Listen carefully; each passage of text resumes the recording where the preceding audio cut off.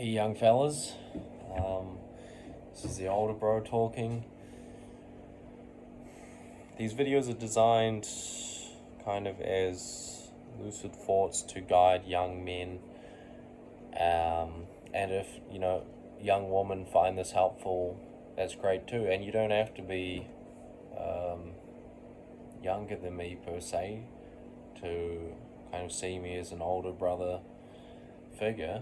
If you're someone in your 30s, 40s, 50s, 60s, 70s, 80s, 90s, 100s, and you find this kind of advice calming, then I'm happy. That makes me happy. That makes me feel good to help, because I've had a lot of life experiences for a young person in their 20s, some that people of any age will never experience.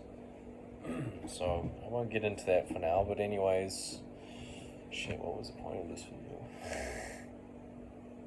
Oh yeah, so what I think defines a man. Okay, so these days we have a lot of strange kind of, like, not role models, but influences for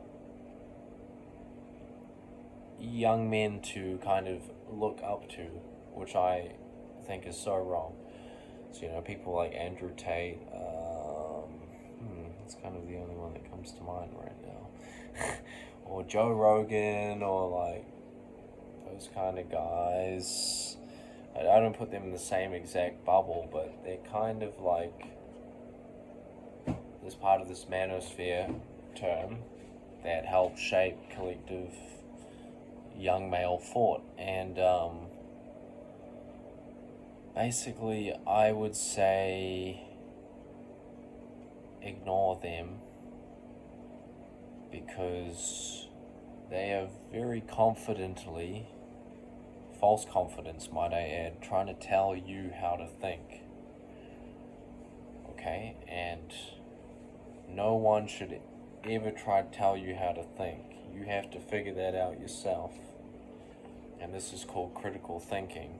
When you take a situation, you personally take the time to analyze, and you come up with your own decision that you hopefully believe in, and then you go ahead and action that decision.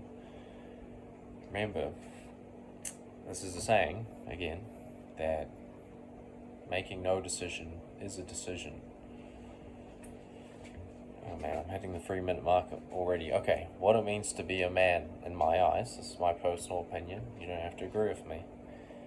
So, to be a man, you need to look after people that are weaker than you, whether that be physically or mentally or financially or whatever, spiritually. If they're not meaning you any harm, and you see someone stronger than them wronging them, you need to look out for them and try to get them away from that negative situation, or disable that bigger bully type figure that's hurting this weaker person. And that's like a real generalized saying, because I'm not saying you need to get yourself involved in some 3-year toxic relationship where you're trying to save a person who doesn't want to be saved. Not something like that. Basically, you need to look out for weaker people, because if a weaker person doesn't have someone to protect them, well, that's just a sad thought to think about. Like, and if you're a man, like, you kind of got to protect people. That's kind of your role in a way, because you're generally physically bigger, should we say, than females, and genetically stronger, have more muscle mass. And that's not always the case. Like, there's heaps of females that could beat the shit out of other men and beat the shit out of me. But generally, you got to look after people who are weaker than you.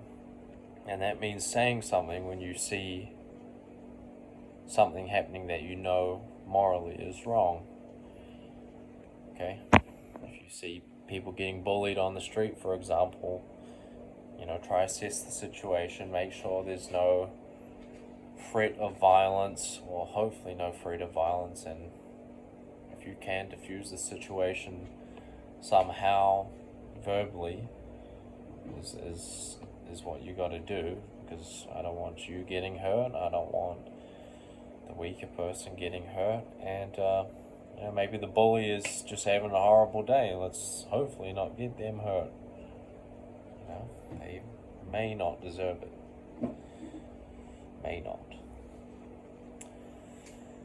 So yeah, also what defines being a man? Looking out for your fellow man. They don't have to be weaker than you. They could be someone you consider, someone who's equal. That's kind of a bad way to put it. Just look out for your fellow man, okay? Try not to see yourself as better than anybody, but look out for your fellow man, your fellow bro, and just show, when you show respect, you get respect back. Like that's a 90% of the time that recipe works pretty well. No matter anybody from any walk of life, how you treat them, if you treat them like that, respect given, respect back. Like it's pretty much that simple. And I know when you're a man, like there's funny things with masculinity, like not staring somebody in the eyes too long or giving them a nod or whatever. Like it's funny how all that works, isn't it? But basically be kind to your fellow bro, and show empathy, and that can kind of rekindle empathy in people who have forgotten it, because it can be tough being a guy sometimes. You kind of gotta shell up your feelings, because that's just kind of how we've been shaped to this point. And there's nothing wrong with expressing your feelings, and it's hopefully you have a close friend to do that to, or even a stranger if you feel like it. Or you can express your feelings through art or music, like making music, that can really help release it. It's such an interesting concept, the concept of a cathartic release, of creating something, and you take the feeling from inside you and put it outside onto a piece of paper if you're writing a song, for example, and that helps calm your body. That helps you have some relief. It's a really interesting effect, and I would advise all young men to find that kind of cathartic release, whatever that is. That could be sports, that could be volunteer work, like I said, making art of some sort. For me, this is a cathartic release right now, making these videos in the hope that it will help some young guy, because I believe in myself that I can help you young guys out, and guide you on a decent path, because there's a lot of freaking distractions right now, with manosphere and things like that. It's just, it's strange. It's a very strange, confusing time. And so essentially I'd say, I'd like to help guide you young guys, but I may not always be right, because I'm just a young guy myself too. I haven't lived decades upon decades upon decades. I have some interesting life experiences, but I'm still a young guy. There's some things I just don't know yet. I haven't comprehended yet. So what I'd essentially leave you with is this: don't let people do the thinking for you. Same for me. Don't let me do the thinking for you. You need to teach yourself critical thinking so you can decide for yourself who you want to listen to. If you want to listen to them fully, I would advise not. Maybe don't blindly follow someone. You're allowed to follow them and then go, hey, actually I didn't like what they did, I'm gonna stop following them now.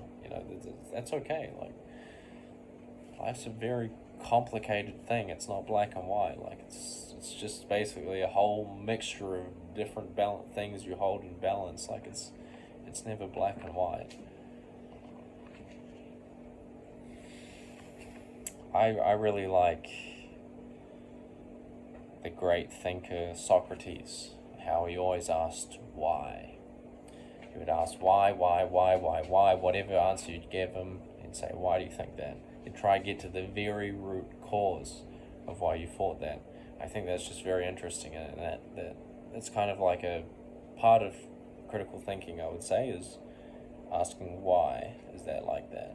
Why do you want this? Why do you want this Gucci bag? Why do you want this job? Why do you want this mansion? Do you want the mansion, or do you actually just want a safe place to live in? I don't know, I'm kind of going on a tangent now. This video is getting long. So, yeah, wish you guys all the best of luck, and lads and ladettes, whoever's listening, I hope this helps. I'll keep making these because they make me feel good.